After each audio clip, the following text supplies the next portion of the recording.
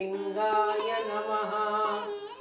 बसवं प्रणवाकारं बसवं शरणागतरक्षकवरलोलं बसवं जन्मकुटारं बसवं नमामि श्रीगुरुबसवेशं।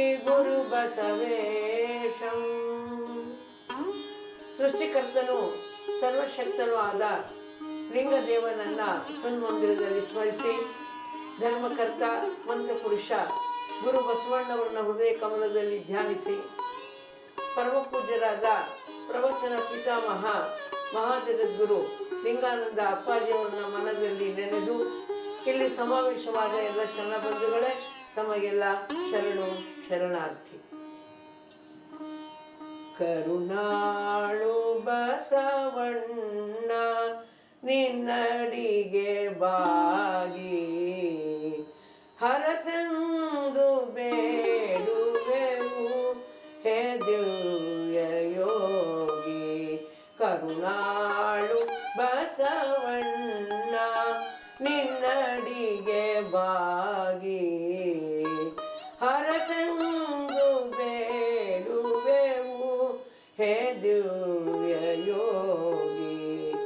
ಕನ್ನಡದ ಮಣ್ಣಿನಲ್ಲಿ ಸುಮವಾಗಿ ಅರಳಿ ಕನ್ನಡದ ನುಡಿಗಂಪ ದಿಗಂತದಲ್ಲಿ ಹರಡಿ ಮರೆವಿನಲ್ಲಿ ಮೈ ಮರೆತ ಮಾನವರ ಎಚ್ಚರಿಸಿ ಅರಿವುಳ್ಳ ಶರಣರ ಪಡೆದರು ಹಾರಿ. ಕರುಣಾಳು ಬಸವಣ್ಣ ಆತ್ಮವಿಶ್ವಾಸದ ಅವಿರಳದ ಬೆಳಗಿನಲ್ಲಿ ಕ್ಷಾತ್ರ ತೇಜದಿ ನಡೆವ ಧೈರ್ಯವಂ ನೀಡಿ ಮತಮೌಢ್ಯದ ಜ್ಞಾನ ಸಂಕೋಲೆಯ ಈಡಾಡಿ ಜಾತಿ ಭೇದವನಳಿದು ಎಲ್ಲರನ್ನೊಂದು ಮಾಡಿ. ಕರುಣಾಳು ಬಸವಣ್ಣ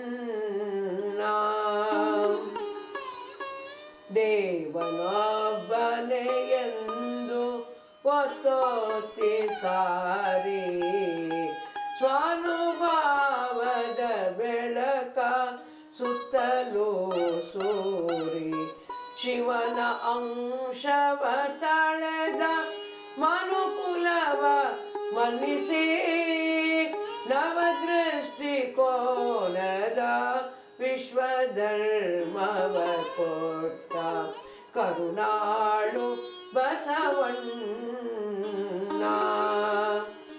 ದೇವ ಪೂಜೆಯ ಒಡನೆ ನೊಂದವರ ಸಾಂತ್ವನಿಸು ಕಾಣುವ ದೇವರ ಬಿಟ್ಟು ಕಾಣದಕ್ಕೆ ಅರಸದಿರು ಎಂದು ಮನುಕುಲದ ಸ್ವಾತಂತ್ರ್ಯ ಸಾರಿ ಶ್ರೀಗಂಧದೊಲು ಲೋಕ ಕಲ್ಯಾಣಕ್ಕೆ ಸವೆದ.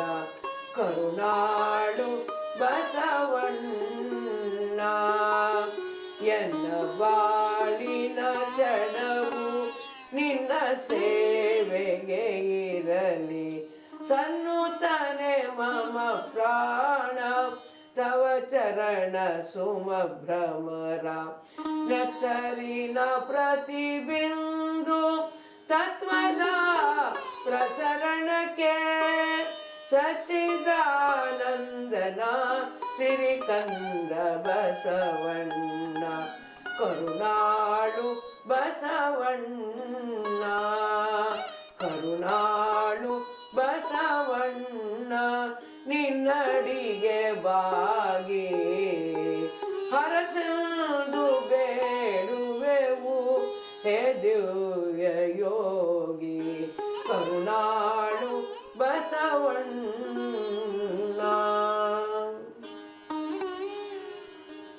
ಇಂದು ನಾನು ಧರ್ಮ ಇದರ ವ್ಯಾಖ್ಯಾನ ಏನು ಮತ್ತು ಧರ್ಮದ ವಿವಿಧ ಮುಖಗಳು ಯಾವುವು ಅನ್ನೋದನ್ನು ಕುರಿತು ಪ್ರವಚನವನ್ನ ಹೇಳ್ತಾ ಇದ್ದೇನೆ. ಸಾಮಾನ್ಯವಾಗಿ ಪರ್ಯಾಯವಾಗಿ ಕೆಲವು ಶಬ್ದಗಳನ್ನು ಉಪಯೋಗಿಸಲಾಗ್ತಾ ಇದೆ. ಇವುಗಳನ್ನ 3 ರೀತಿಯಲ್ಲಿ ವರ್ಗೀಕರಿಸಬಹುದು: ನೈಜ ಧರ್ಮ, ನ್ಯಾಯ ಧರ್ಮ, ಮೈತ್ರಿ ಧರ್ಮ ಅಂತ. ನೈಜ ಧರ್ಮ ಅಂದ್ರೆ ಪ್ರಕೃತಿ ಗುಣ. ಈಗ ಅರಳುವುದು ಹೂವಿನ ಗುಣ ಧರ್ಮ, ಸುಡುವುದು ಬೆಂಕಿಯ ಧರ್ಮ, ಬೀಸುವುದು ಗಾಳಿಯ ಧರ್ಮ, ಹರಿಯುವುದು ನೀರಿನ ಧರ್ಮ. ಈ ರೀತಿ ಹೇಳಿದಾಗ ಆ ವಸ್ತು ಅದರಲ್ಲಿ ಸ್ವಾಭಾವಿಕವಾಗಿ ಅಡಕವಾಗಿರುವಂತ ಒಂದು ಶಕ್ತಿ ಅಂತೇಳಿ ಅರ್ಥವಾಗ್ತಾ ಇದೆ. ಇದಕ್ಕೆ ನೈಜ ಧರ್ಮ ಅಂತ ಹೇಳಲಾಗ್ತಾ ಇದೆ. ನಂತರ ಬರುವುದು ನ್ಯಾಯ ಧರ್ಮ, ಅಂದ್ರೆ ಒಂದು ಕರ್ತವ್ಯ ಪಾಲನೆ. ರಾಜನ ಧರ್ಮ ಏನು? ಪ್ರಜೆಗಳ ಪಾಲನೆ ಪೋಷಣೆ. ಪತಿಯ ಧರ್ಮ ಏನು? ತನ್ನ ಹೆಂಡತಿ ಮಕ್ಕಳ ಸಂರಕ್ಷಣೆ. ಸತಿಯ ಧರ್ಮ ಏನು? ಪತಿಯ ಹಿತಚಿಂತನೆಯನ್ನು ಮಾಡುವುದು. ಹೀಗೆ ಗುರುವಿನ ಧರ್ಮವೇನು? ಧರ್ಮ ಬೋಧೆಯನ್ನ ಮಾಡುವುದು. ಈ ರೀತಿಯಾಗಿ ಇದಕ್ಕೆ ಕರ್ತವ್ಯ ಪಾಲನೆ ಅಂತ ಕರೀತಾರೆ, ನ್ಯಾಯ ಧರ್ಮ ಅಂತೇಳಿ ಇದಕ್ಕೆ ಕರೆಯಲಾಗ್ತಾ ಇದೆ. ಇನ್ನ ಮೈತ್ರಿ ಧರ್ಮ. ಮೈತ್ರಿ ಧರ್ಮ ಅಂದ್ರೆ ಏನಪ್ಪಾ ಅಂದ್ರೆ ಪರೋಪಕಾರವನ್ನು ಮಾಡುವಂತಹದ್ದು.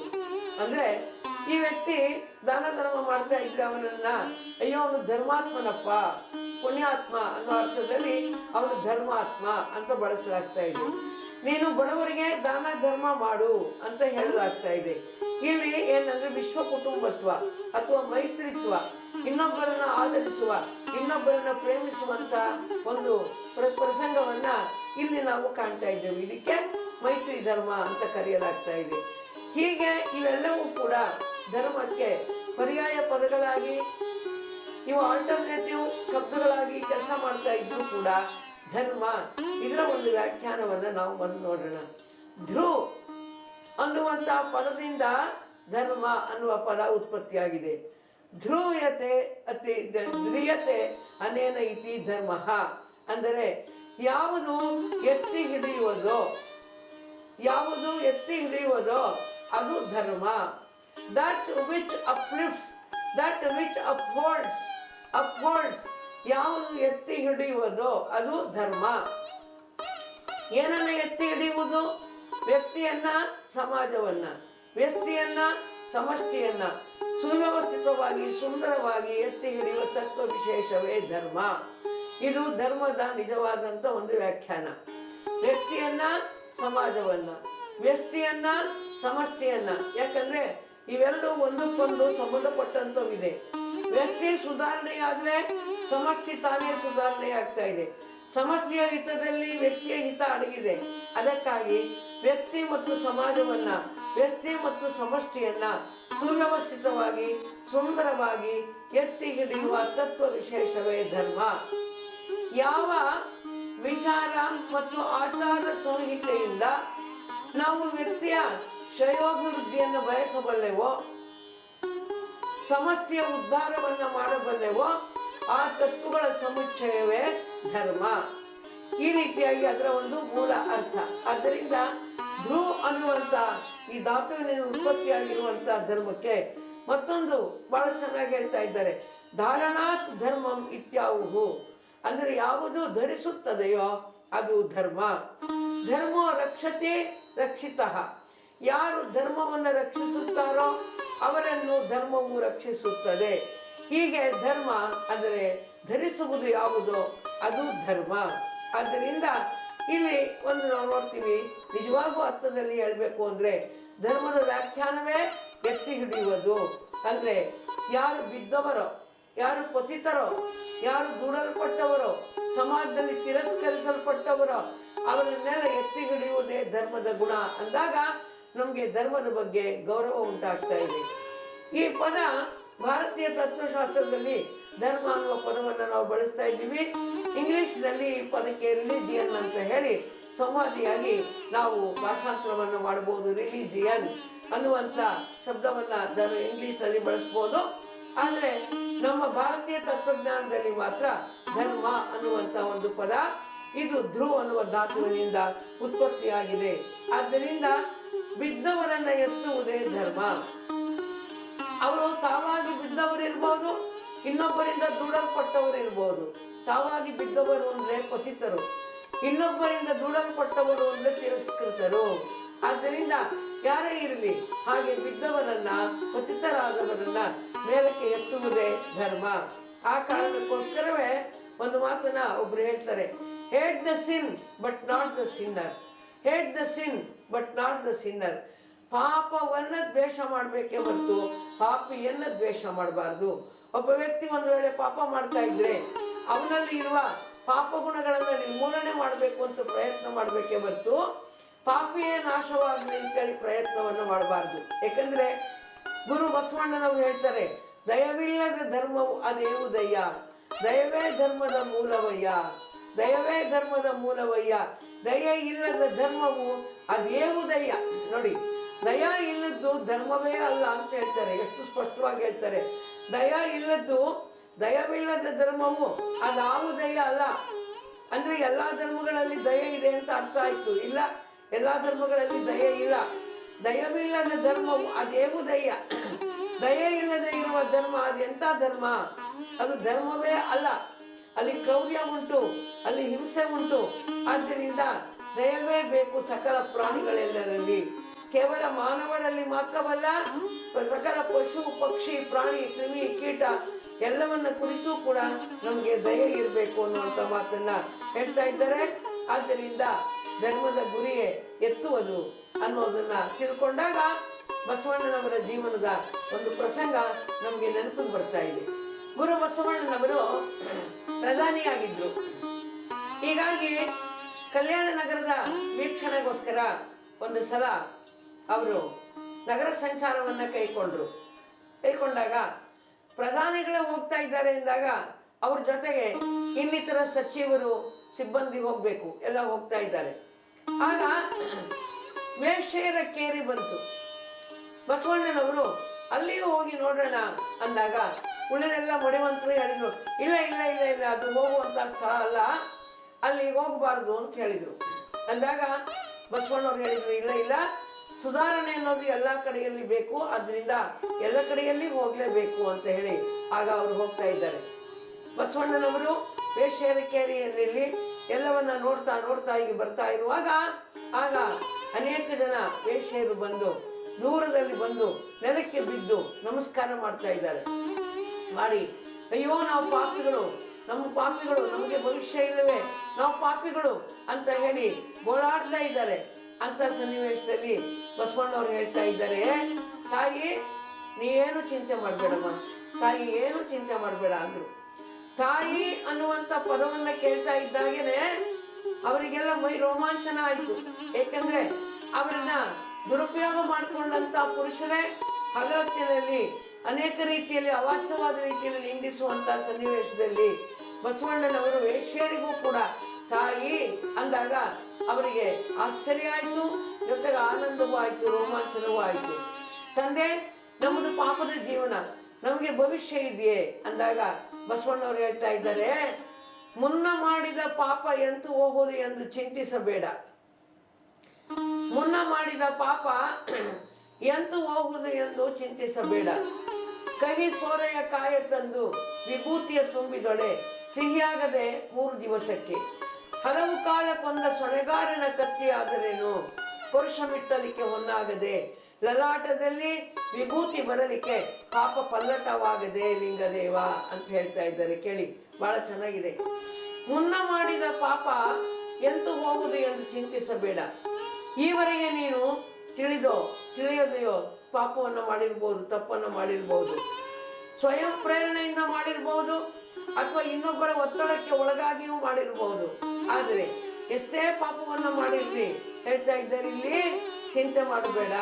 ಯಾಕೆ ಅಂದ್ರೆ, ಕಹಿ ಸೋರೆಕಾಯನ್ನ ತಂದು ಅದರೊಳಗೆ ತೂತು ಮಾಡಿ ವಿಭೂತಿಯನ್ನು ತುಂಬಿ ಇಟ್ರೆ 3 ದಿನಕ್ಕೆ ತನ್ನ ಕಹಿಯನ್ನು ಕಳೆದುಕೊಂಡು ಅದು ಸಿಹಿ ಆಗ್ತಾ ಇದೆ.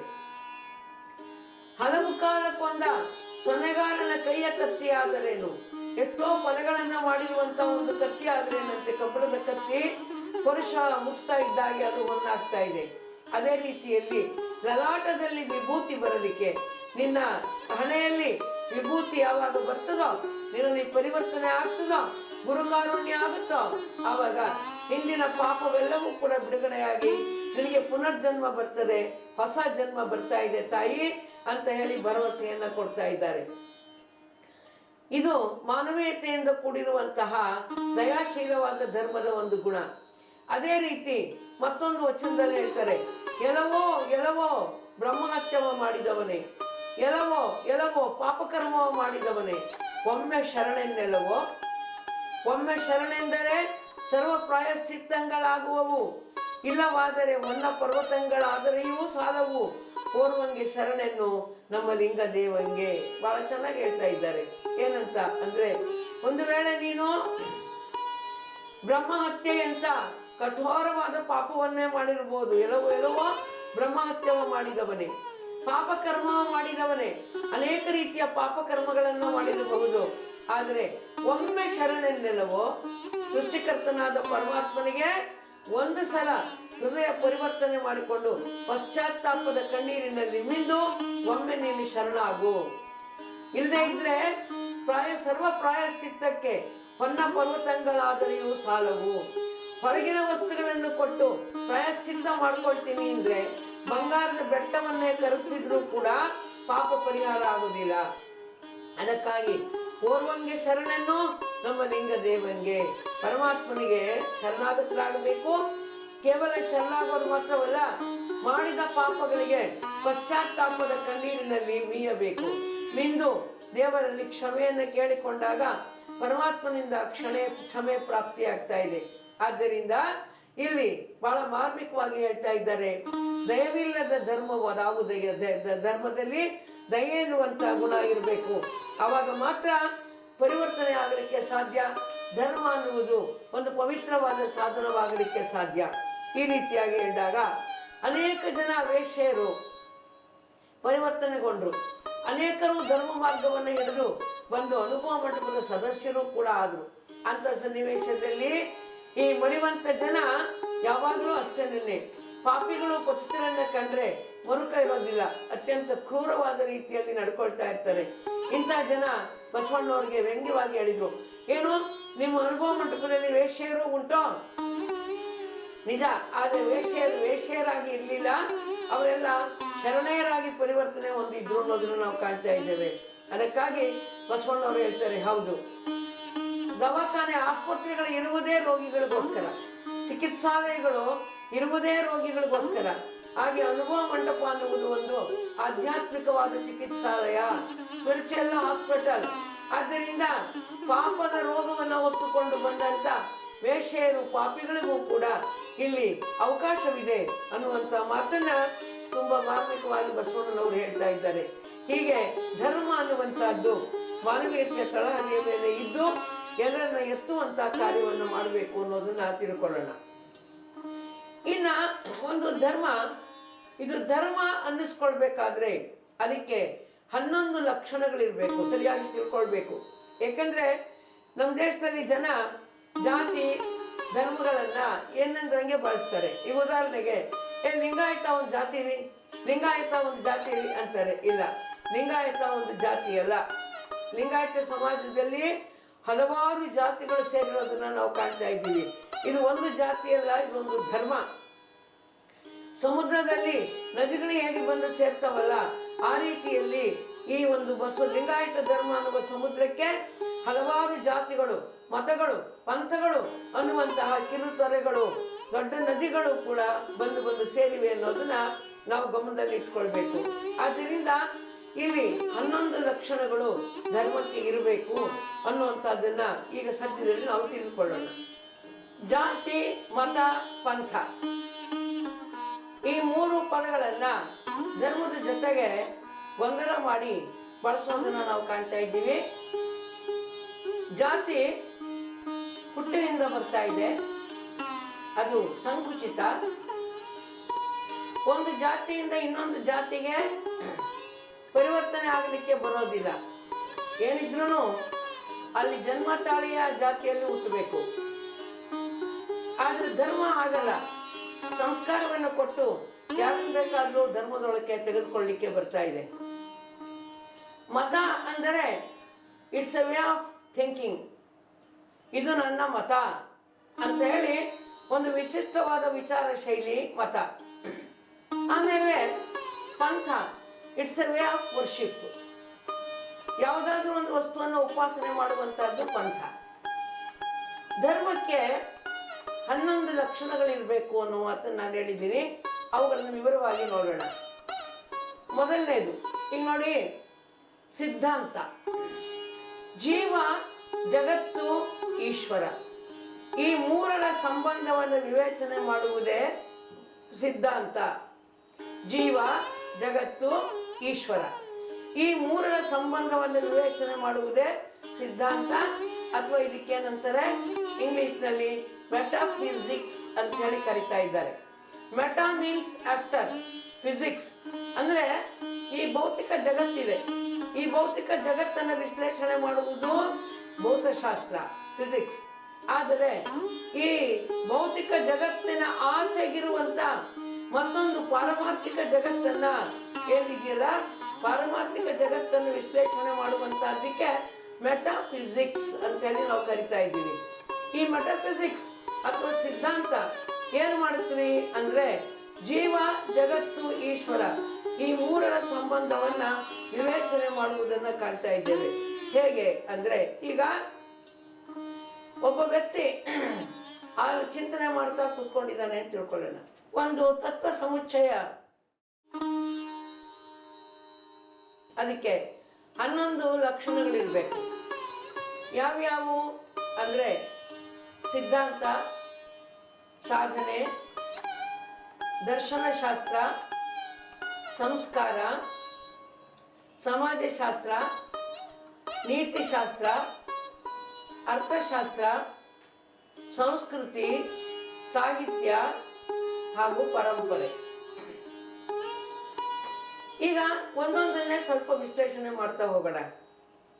ಮೊದಲನೇದು ಸಿದ್ಧಾಂತ. ಸಿದ್ಧಾಂತ ಇದಕ್ಕೆ ಇಂಗ್ಲಿಷಿನಲ್ಲಿ ತತ್ವಜ್ಞಾನದಲ್ಲಿ ಮೆಟಾಫಿಸಿಕ್ಸ್ ಅಂತ ಹೇಳಿ ಬಳಸಲಾಗ್ತಾ ಇದೆ. ಫಿಸಿಕ್ಸ್ ಅಂದ್ರೆ ಭೌತಶಾಸ್ತ್ರ.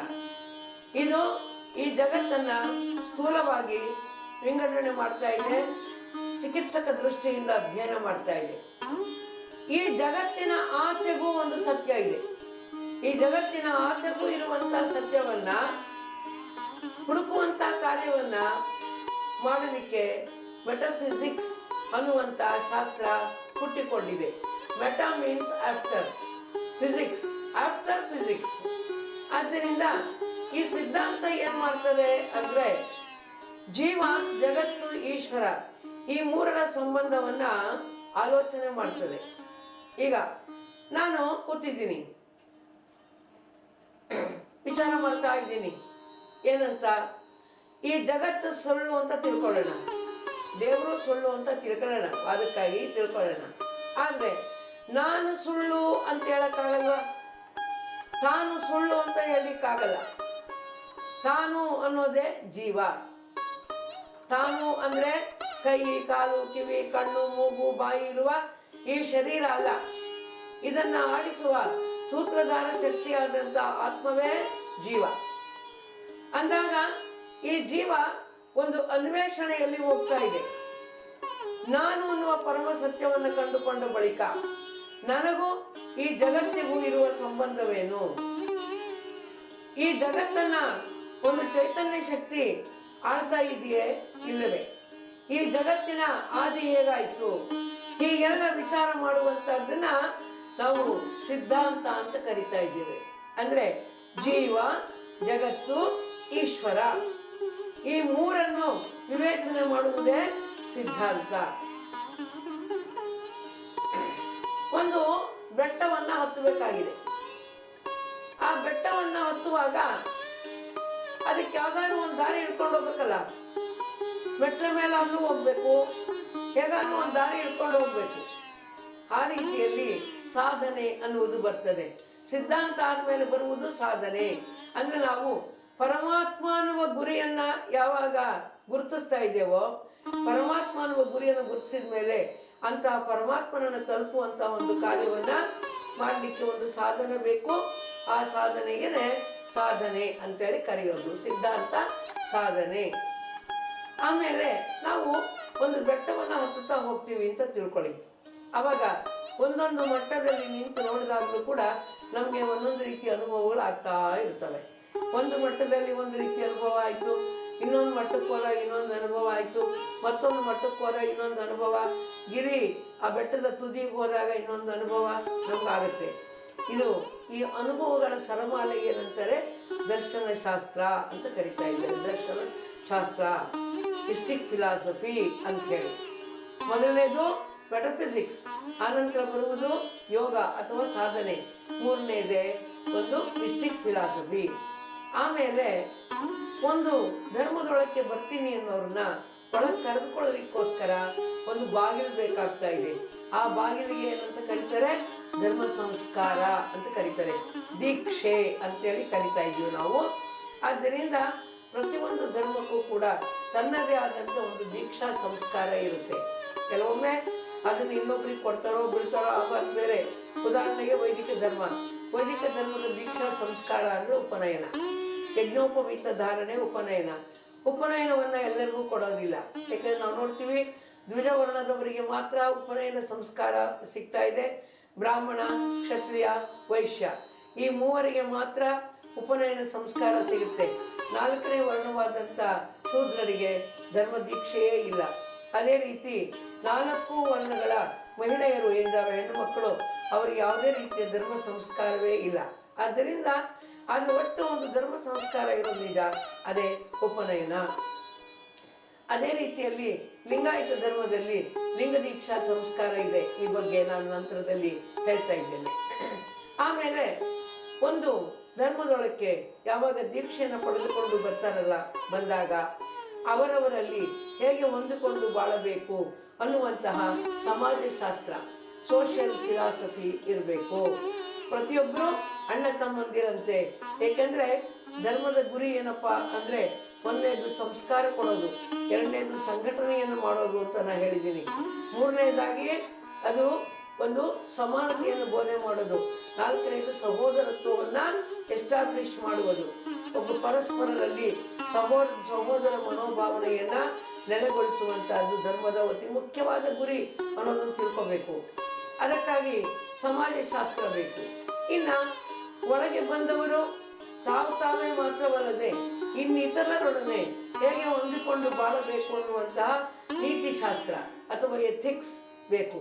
ಪ್ರತಿಯೊಂದು ಧರ್ಮಕ್ಕೂ ಕೂಡ ತನ್ನದೇ ಆದಂಥ ನೀತಿಶಾಸ್ತ್ರ ಅಥವಾ ಎಥಿಕ್ಸ್ ಅನ್ನೋದು ಇರ್ತಾ ಇದೆ ಅನ್ನೋದನ್ನ ನಾವು ಗಮನದಲ್ಲಿ ಇಟ್ಕೊಳ್ಬೇಕು. ಆನಂತರ ಒಂದು ಅರ್ಥಶಾಸ್ತ್ರ, ಪ್ರತಿಯೊಂದು ಧರ್ಮವೂ ಕೂಡ ತನ್ನದೇ ಆದಂಥ ಒಂದು ಅರ್ಥಶಾಸ್ತ್ರವನ್ನ ಹೇಗೆ ದುಡಿಯಬೇಕು ಅಥವಾ ದುಡಿದಿದ್ದನ್ನು ಹೇಗೆ ಬಳಸಬೇಕು ಅನ್ನುವ ಅರ್ಥಶಾಸ್ತ್ರವನ್ನು ಕೂಡ ಅದು ಅಳವಡಿಸ್ಕೊಂಡಿರ್ತಾ ಇದೆ. ಇದಾದ ನಂತರ ಬರುವಂತಹದ್ದೇನೆ ಸಾಹಿತ್ಯ. ಅಂದ್ರೆ ಈ ಎಲ್ಲವನ್ನ ವಿಶ್ಲೇಷಣೆ ಮಾಡುವಂತಹ ಒಂದು ಸಾಹಿತ್ಯವು ಪ್ರತಿಯೊಂದು ಧರ್ಮಕ್ಕೂ ಕೂಡ ಬೇಕಾಗ್ತಾ ಇದೆ. ಆಮೇಲೆ ಇದೆಲ್ಲವನ್ನ ಅಳವಡಿಸಿಕೊಂಡು ಬಂದಿರುವಂತ ಒಂದು ಸಾಂಸ್ಕೃತಿಕ ಪರಂಪರೆ ಒಂದು ಬಹಳ ಮುಖ್ಯವಾದ್ದು. ಸಂಸ್ಕೃತಿ ಪ್ರತಿಯೊಂದು ಧರ್ಮಕ್ಕೂ ತನ್ನದೇ ಆದಂಥ ಶಿಷ್ಟಾಚಾರ, ತನ್ನದೇ ಆದಂಥ ಸಂಸ್ಕೃತಿ ಇದೆ ಅನ್ನೋದನ್ನು ನಾವು ಕಾಣ್ತಾ ಇದ್ದೇವೆ. ಆಮೇಲೆ ಪರಂಪರೆ, ಈ ಎಲ್ಲವನ್ನ ಅಳವಡಿಸಿಕೊಂಡು ಅನುಷ್ಠಾನ ಮಾಡಿಕೊಂಡು ಬಂದಿರುವಂತ ಒಂದು ಹೆರಿಟೇಜ್ ಅಥವಾ ಒಂದು ಪರಂಪರೆ ಎನ್ನುವಂತಹದ್ದು ಇರಬೇಕು. ಆಮೇಲೆ ಇವೆಲ್ಲವನ್ನ ಕಲಿಸಿಕೊಟ್ಟಂತ ಒಬ್ಬ ಧರ್ಮಗುರು ಇರಬೇಕು. ಎಲ್ಲವನ್ನ ಚೌಕಟ್ಟು ಕೊಟ್ಟು ಕಲಿಸಿಕೊಟ್ಟಂತ ಒಬ್ಬ ಧರ್ಮಗುರು ಇರಬೇಕು. ಈ ರೀತಿ ಇವೆಲ್ಲವೂ ಇದ್ದಾಗ ಮಾತ್ರ ಅದು ಒಂದು ಧರ್ಮವಾಗಲಿಕ್ಕೆ ಸಾಧ್ಯ. ಅಂದಾಗ ಈಗ ನಾವು ನೋಡೋಣ, ಲಿಂಗಾಯತ ಒಂದು ಜಾತಿಯೋ ಅಥವಾ ಒಂದು ಧರ್ಮವೋ? ಇದು ಒಂದು ಜಾತಿಯಲ್ಲ ಅಂತ ನಾನು ಹೇಳಿದ್ದೇನೆ, ಧರ್ಮ. ಹೇಗೆ ಅಂದ್ರೆ, ಮೊದಲನೇದಾಗಿ ಇದರ ಸಿದ್ಧಾಂತ ಯಾವುದು ಅಂದ್ರೆ ಶೂನ್ಯ ಸಿದ್ಧಾಂತ. ಅನೇಕರು ಶಕ್ತಿ ವಿಶಿಷ್ಟಾದ್ವೈತ ಅಂತ ಹೇಳಿ ಕರೀತಾರೆ. ಶಕ್ತಿ ವಿಶಿಷ್ಟಾದ್ವೈತ ಅನ್ನೋದು ಕೂಡ ಸತ್ಯವಾದ ಮಾತೆ. ಆದರೆ ಪರಮಾತ್ಮನು ಶಕ್ತಿ ವಿಶಿಷ್ಟನಾಗುವುದು ಎರಡನೆಯ ಹಂತ. ಮೊದಲನೆಯ ಹಂತದಲ್ಲಿ ಅವನು ಶೂನ್ಯ ಸ್ವರೂಪ, ನಿಷ್ಕಲ ಸ್ವರೂಪ. ಆದ್ದರಿಂದ ನಮ್ಮ ಧರ್ಮದ ಗುರಿಯೇ ಶೂನ್ಯ ಸಂಪಾದನೆ. ತಾವು ಕೇಳಿರ್ಬೋದು, ಗೂಳೂರು ಸಿದ್ದವೀರನೊಡೆಯರು, ಶಿವಗಣ ಪ್ರಸಾದಿ ಮಹದೇವಯ್ಯನವರು ಮುಂತಾದವರು ಶೂನ್ಯ ಸಂಪಾದನೆ ಎನ್ನುವಂಥ ಒಂದು ಕೃತಿಗಳನ್ನ ಅವರು ಸಂಪಾದನೆ ಮಾಡಿಕೊಟ್ಟಿದ್ದಾರೆ. ಅದರ ಒಂದು ಶೀರ್ಷಿಕೆ ಶೂನ್ಯ ಸಂಪಾದನೆ. ಶೂನ್ಯ ಅಂದ್ರೆ ಪರಿಪೂರ್ಣತ್ವ. ಇದು ಬೌದ್ಧರ ಶೂನ್ಯದಂತೆ ಒಂದು ರೀತಿಯಲ್ಲಿ ನಿರಾಕರಣ ಸಿದ್ಧಾಂತ ಅಲ್ಲ, ದಯವಿಟ್ಟು ತಿಳ್ಕೋಬೇಕು. ಬೌದ್ಧರದ್ದು ಶೂನ್ಯವಾದವೇ, ಲಿಂಗಾಯತ ಧರ್ಮದ್ದು ಶೂನ್ಯವಾದವೇ, ಎರಡಕ್ಕೂ ಬಹಳ ವ್ಯತ್ಯಾಸ ಇದೆ. ಬೌದ್ಧರದ್ದು ನಿಹಿಲಿಸಂ, ಅಲ್ಲಿ ಎಲ್ಲವನ್ನ ನಿರಾಕರಿಸುವಂತಹ ನಿರಾಕರಣ ಸಿದ್ಧಾಂತ. ಇಲ್ಲಿ ಹಾಗಲ್ಲ, ಇಲ್ಲಿ ಬರುವ ಶೂನ್ಯ ಏನೂ ಇಲ್ಲದೆ ಇರುವಂತ ಕೊಳ್ಳಲ್ಲ, ಎಲ್ಲವನ್ನ ಒಳಗೊಂಡಂತ ಒಂದು ಮಹಾಬಯಲು. ಲಿಂಗಾಯತ ಧರ್ಮದ ಪ್ರಕಾರ ಪರಮಾತ್ಮನು ಎಲ್ಲವನ್ನು ಒಳಗೊಂಡಂತ ಒಂದು ಮಹಾಬಯಲು. ಆದ್ದರಿಂದ ದೇವರನ್ನ ಶೂನ್ಯ ಸ್ವರೂಪ ಅಂತೇಳಿ ಕರೆಯೋದನ್ನ ನಾವು ಕಾಣ್ತಾ ಇದ್ದೇವೆ. ಆದ್ದರಿಂದ ಲಿಂಗಾಯತ ಧರ್ಮದ ಸಿದ್ಧಾಂತ ಶಕ್ತಿ ವಿಶಿಷ್ಟಾದ್ವೈತ ಅನ್ನೋದು ಅರ್ಧ ಸತ್ಯ. ಯಾಕಂದ್ರೆ ಮೊದಲನೇ ಹಂತದಲ್ಲಿ ದೇವರು ಶೂನ್ಯ ಸ್ವರೂಪನಾಗಿರ್ತಾನೆ, ಇದಕ್ಕೆ ನಿಷ್ಕಲ ಅಂತ ಕರಿತೀವಿ. ಇದಾದ ಮೇಲೆ ಸೃಷ್ಟಿಕರ್ತನಾಗ್ತಾನೆ. ಸೃಷ್ಟಿಕರ್ತನಾಗುವಾಗ ಅವನು ಶಕ್ತಿ ವಿಶಿಷ್ಟನಾಗ್ತಾನೆ. ಇದನ್ನ ಪುನಃ ಬೇರೆ ವಿವರವಾಗಿ ಹೇಳಲಾಗ್ತಾ ಇದೆ. ಆದ್ದರಿಂದ ನಮ್ಮ ಅಂತಿಮವಾದಂತಹ ನಿಲುವು ಶೂನ್ಯವೇ ಇರೋದ್ರಿಂದ ನಮ್ದು ಶೂನ್ಯ ಸಿದ್ಧಾಂತ ಅನ್ನುವಂಥ ಮಾತನ್ನ ನಾವು ಚೆನ್ನಾಗಿ ಅರ್ಥ ಮಾಡ್ಕೊಳ್ಳೋಣ. ಹೀಗೆ ಸಿದ್ಧಾಂತ, ಶೂನ್ಯ ಸಿದ್ಧಾಂತ. ಇನ್ನು ಎರಡನೇದು ಸಾಧನೆ. ಶೂನ್ಯ ಸಿದ್ಧಾಂತದ ಪ್ರಕಾರ ನಾವು ಸೃಷ್ಟಿಕರ್ತನಾದ ಪರಮಾತ್ಮನೇ ನಮ್ಮ ಧ್ಯೇಯ. ಈ ಜೀವಾತ್ಮ ಆ ಪರಮಾತ್ಮ ಅನ್ನುವ ಮೂಲ ಚೈತನ್ಯದಿಂದ ಸಿಡಿದು ಬಂದಿದೆ. ಮತ್ತೆ ಈ ಜೀವಾತ್ಮ ಆ ಪರಮಾತ್ಮನಲ್ಲಿ ಹೋಗಿ ಒಡೆವರೆಗೂ ಒಂದಾಗಬೇಕು. ಇದೇ ನಮ್ಮ ಜೀವನದ ಗುರಿ, ಅದೇ ಶೂನ್ಯ ಸಂಪಾದನೆ. ಆದ್ದರಿಂದ ಇಲ್ಲಿ ನಾವೇನು ನೋಡ್ತೀವಿ, ನಮ್ಮ ಗುರಿ ಶೂನ್ಯ ಸಂಪಾದನೆ, ಆ ಪರಮಾತ್ಮ ತತ್ವವನ್ನು ಸಂಪಾದಿಸಿಕೊಳ್ಳುವುದು ಅಂತ ಹೇಳಿ ಗುರುತಿಸಿದ ಮೇಲೆ ಒಂದು ವಿಶಿಷ್ಟ ದಾರಿ ಹಿಡ್ಕೊಂಡು ಹೋಗ್ಬೇಕಾಗುತ್ತೆ. ಆ ವಿಶಿಷ್ಟ ದಾರಿ ಹಿಡ್ಕೊಂಡು ಹೋಗುವುದಕ್ಕೆ ಏನಂತಾರೆ, ಸಾಧನೆ ಅಂತ ಕರೀತಾರೆ. ನಮ್ಮ ಧರ್ಮದಲ್ಲಿ ಬರುವ ಸಾಧನೆ ಯಾವುದ್ರಿ ಅಂತಂದ್ರೆ ಲಿಂಗಾಂಗ ಯೋಗ. ಲಿಂಗಾಂಗ ಯೋಗ ಇದಕ್ಕೆ ಕರೆಕ್ಟಾಗಿ ತಿಳ್ಕೋಬೇಕು. ಅಂಗವು ಲಿಂಗವಾಗುವ ಯೋಗ. ಆದ್ದರಿಂದ ಅಂಗವನ್ನ ಲಿಂಗದಲ್ಲಿ ಉರಿಯುಂಡ ಕರ್ಪೂರದಂತೆ ವಿಲೀನ ಮಾಡುವುದೇ ಲಿಂಗಾಂಗ ಯೋಗದ ಗುರಿಯಾದ ಕಾರಣ ನಮ್ಮ ಒಂದು ಸಾಧನೆ ಲಿಂಗಾಂಗ ಯೋಗ. ಇನ್ನ ಮೂರನೇದು ದರ್ಶನಶಾಸ್ತ್ರ. ನಾವು ಹಂತಗಳನ್ನು ಏರಿಕೊಂಡು ಆ ಪರಮಾತ್ಮ ಅನ್ನುವ ತತ್ವವನ್ನು ತಲುಪಬೇಕು ಅಂತ ಹೇಳಿ ಹೊರಟಾಗ ವಿವಿಧ ಅನುಭವಗಳು ನಮಗಾಗ್ತಾ ಇದ್ದಾವೆ. ಆ ವಿವಿಧ ಅನುಭವಗಳೇ ಷಟ್ಸ್ಥಲ ಹಂತ. ಈ ಷಟ್ಸ್ಥಲ ಅನ್ನುವುದೇ ದರ್ಶನಶಾಸ್ತ್ರ. ಆದ್ದರಿಂದ ಇಲ್ಲಿ ಷಟ್ಸ್ಥಲ ಅನ್ನುವ ದರ್ಶನಶಾಸ್ತ್ರದ ಮೂಲಕವಾಗಿ ನಾವು ಲಿಂಗಾಂಗ ಯೋಗ ಅನ್ನುವ ದಾರಿಯನ್ನ ಸರಳವನ್ನು ಹಿಡಿದುಕೊಂಡು ಏನ್ ಮಾಡ್ತೀವಿ, ಪರಮಾತ್ಮ ಅನ್ನುವಂತ ಪರಮ ಗುರಿಯನ್ನ ತಲುಪಲಿಕ್ಕೆ ಪ್ರಯತ್ನವನ್ನ ಮಾಡ್ತಾ ಇದ್ದೇವೆ ಅನ್ನೋದನ್ನು ತಿಳ್ಕೊಂಡಾಗ ಈ ಲಿಂಗಾಯತ ಅನ್ನುವಂತ ಧರ್ಮ ಮಂದಿರದೊಳಕ್ಕೆ ಒಳಗಡೆ ಬರಲಿಕ್ಕೆ ದೀಕ್ಷಾ ಸಂಸ್ಕಾರ ಉಂಟು. ಅದುವೇ ಲಿಂಗ ದೀಕ್ಷಾ ಸಂಸ್ಕಾರ. ಲಿಂಗ ದೀಕ್ಷಾ ಸಂಸ್ಕಾರ ಅಂದ್ರೆ ಈ ಲಿಂಗ ದೀಕ್ಷಾ ಸಂಸ್ಕಾರವನ್ನ ಬಸವಣ್ಣನವರು ಇಂಟ್ರಡ್ಯೂಸ್ ಮಾಡಿದ್ರು. ಅವರಿಗೂ ಪೂರ್ವದಲ್ಲಿ ಎಲ್ಲರಿಗೂ ಲಿಂಗ ದೀಕ್ಷೆ ಅನ್ನೋದು ಲಭ್ಯವಾಗ್ತಾ ಇರಲಿಲ್ಲ. ಯಾಕಂದ್ರೆ ಅಲ್ಲಿ ಉಪನಯನ ಸಂಸ್ಕಾರ ಮಾತ್ರ ಇತ್ತು. ಅದು 3 ದ್ವಿಜವರ್ಣದವರಿಗೆ ಮಾತ್ರ ಲಭ್ಯವಾಗ್ತಾ ಇತ್ತು. ಉಳಿದಂತ ಶೂದ್ರರಿಗೆ, ಅಸ್ಪೃಶ್ಯರಿಗೆ, ಮಹಿಳೆಯರಿಗೆ ದೀಕ್ಷೆ ಇರಲಿಲ್ಲ. ಇಂಥ ಸನ್ನಿವೇಶದಲ್ಲಿ ಗುರು ಬಸವಣ್ಣನವರು ನಮಗಾಗಿ ಜಗತ್ತು ಬದುಕಲಿ, ಜನ ಬದುಕಲಿ ಅಂತ ಹೇಳಿ ತಮ್ಮ ಮನೆಯನ್ನ ತೊರೆದು ಬಂದು ಹೊಸ ಧರ್ಮವನ್ನು ಕೊಟ್ಟು ಆ ಹೊಸ ಧರ್ಮಕ್ಕೆ ಹೆಬ್ಬಾಗಿಲಾಗಿ ಲಿಂಗ ದೀಕ್ಷಾ ಸಂಸ್ಕಾರವನ್ನು ಇಟ್ಟಿರೋದನ್ನು ನಾವು ಕಾಣ್ತಾ ಇದ್ದೇವೆ. ಇದು ದೀಕ್ಷೆ. ಅದಾದ ಮೇಲೆ ಸಮಾಜಶಾಸ್ತ್ರ. ಧರ್ಮದ 5ನೇ ಲಕ್ಷಣ ಸಮಾಜಶಾಸ್ತ್ರ, ಸೋಷಿಯಲ್ ಫಿಲಾಸಫಿ. ಲಿಂಗಾಯತ ಧರ್ಮದಲ್ಲಿ ಅತಿವರ್ಣಾಶ್ರಮ ಸಮಾಜಶಾಸ್ತ್ರ ಅಂತ ಬರ್ತದೆ. ಬಸವಣ್ಣ ಹೇಳ್ತಾರೆ, ಹಾಡುವನಿಂದ ಹೊಲೆಯನವರೆಗೆ